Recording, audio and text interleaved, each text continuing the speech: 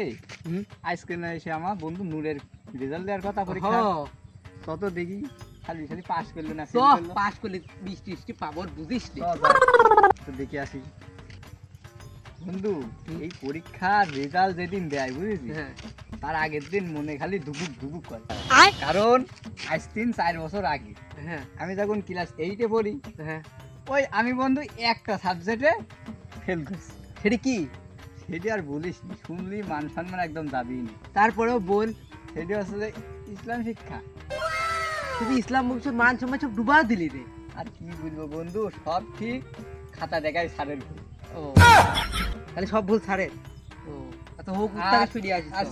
খালি বন্ধু শোন, আমি পরীক্ষার খাতায় লেখলাম ভালো, সব লেখলাম ভালো, কিন্তু বন্ধু এই লুজ শিট যে নিয়েছি ওই নাম্বার দিদি বন্ধু আর মনে